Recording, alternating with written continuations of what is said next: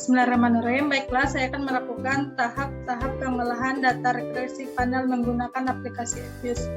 Pertama, kita klik Create a New Fuse.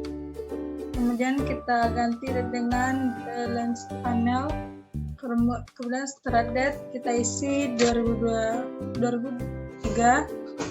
End Date 2020, Number of Cross Section 6. Kemudian kita klik OK. Klik Quick. Kemudian kita paste data yang telah kita copy.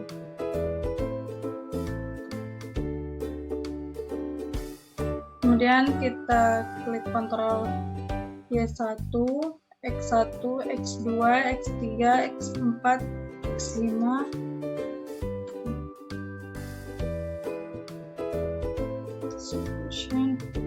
Kemudian kita pindahkan C di depan Y1. Kemudian X2 kita tambahkan log karena dia bukan persen. Kemudian klik OK. Nah, ini dia hasilnya.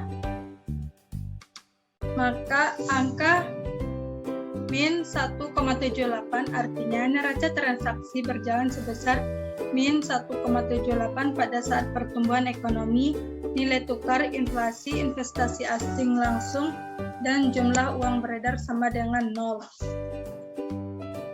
Kemudian nilai koefisien sebesar 0,48 artinya apabila jumlah pertumbuhan ekonomi meningkat sebesar 1%, maka neraca transaksi berjalan pada kelompok neraca lower middle income di ASEAN akan meningkat sebesar 0,48. Selanjutnya nilai koefisien sebesar min 0,11 artinya apabila jumlah nilai tukar meningkat sebesar 1%, maka neraca transaksi berjalan pada kelompok neraca lower middle income di ASEAN akan turun sebesar min 0,11. Selanjutnya nilai koefisien sebesar 0,16 artinya apabila jumlah inflasi meningkat sebesar 1%, maka neraca transaksi berjalan pada kelompok negara lower middle income di ASEAN akan turun sebesar min 0,16. Selanjutnya nilai koefisien sebesar min 1,27 artinya apabila jumlah investasi asing langsung meningkat sebesar 1%, maka neraca transaksi berjalan pada kelompok negara lower middle income di ASEAN akan turun sebesar 1,27. Selanjutnya nilai koefisien sebesar 0,06 artinya apabila jumlah uang beredar meningkat sebesar 1%, maka neraca transaksi berjalan pada kelompok negara lower middle income di ASEAN akan meningkat sebesar 0,06. Selanjutnya nilai koefisien determinasi R-squared yang diperoleh sebesar 0,556731 artinya variabel independen yang terdiri dari pertumbuhan ekonomi, nilai tukar, inflasi, investasi asing langsung, dan jumlah uang beredar dapat menjelaskan perubahan pada variabel dependen atau neraca transaksi berjalan pada kelompok negara lower middle income di ASEAN sebesar 56,6731% dan sisanya sebesar 43,3269%, dijelaskan oleh variabel lain di luar model yang digunakan. Selanjutnya hasil uji simultan UGF dapat nilai signifikan 0,00000 dengan tingkat kepercayaan 95% atau 0,05 sehingga 0,0000 lebih kecil dari 0,5 yang artinya bahwa variabel independen yang terdiri dari pertumbuhan ekonomi, nilai tukar, inflasi terhadap variabel dependen atau neraca transaksi berjalan pada kelompok negara lower middle income di ASEAN. Hasil uji parsial UGT. Variabel pertumbuhan ekonomi dapat dinilai sebesar probability 0,0031 lebih kecil dari 0,05, artinya bahwa pertumbuhan ekonomi mempunyai pengaruh signifikan terhadap negara transaksi berjalan pada kelompok negara lower middle income di ASEAN. Variabel nilai tukar didapat nilai sebesar probability 0,3547 lebih besar dari 0,05. Artinya bahwa nilai tukar tidak mempunyai pengaruh yang signifikan terhadap neraca transaksi berjalan pada kelompok negara lower middle income di ASEAN. Variabel inflasi didapat sebesar probability 0,0842 lebih besar dari 0,05, artinya bahwa inflasi tidak mempunyai pengaruh yang signifikan terhadap neraca transaksi berjalan pada kelompok neraca lower middle income di ASEAN. Variabel investasi asing langsung didapat nilai sebesar probability 0,000 lebih kecil dari 0,05. Artinya bahwa investasi asing langsung mempunyai pengaruh yang signifikan terhadap neraca transaksi berjalan pada kelompok negara lower middle income di ASEAN.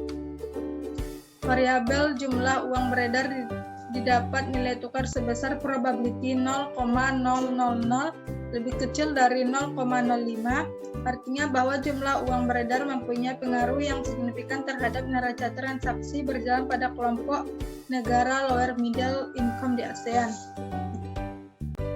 Selanjutnya, kita klik freeze name, kemudian kita ganti namanya dengan M. Dan kita klik OK. Kemudian estimate. Kemudian kita panel option, kita ganti dengan fixed, kemudian OK. Selanjutnya kita freeze, kita ganti dengan PEM, kemudian kita klik OK. Selanjutnya kita close, klik view, dan kita klik set atau random group. Selanjutnya kita freeze name, kemudian kita ganti namanya dengan uji show. Klik OK.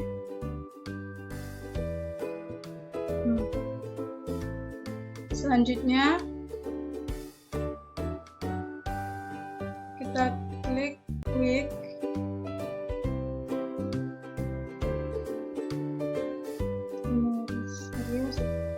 terus kita masukkan rumus resep.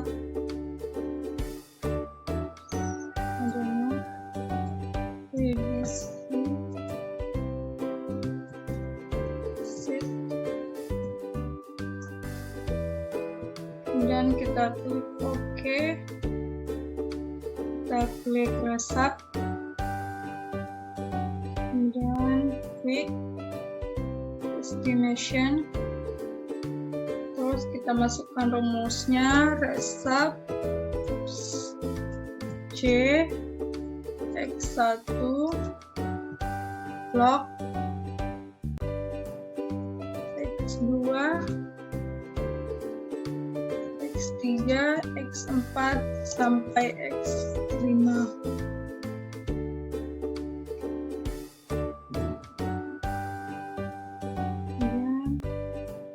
Yes.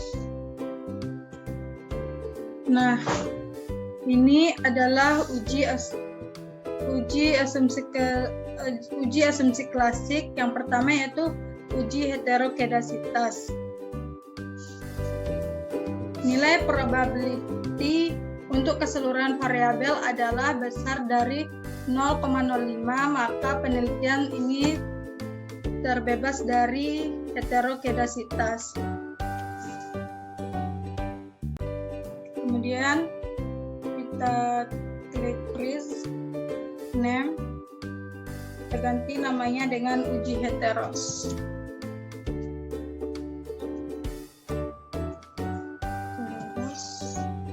Kemudian kita klik OK, kemudian close, kemudian kita klik quick group, kita klik correlation, kemudian kita masukkan rumusnya X1 log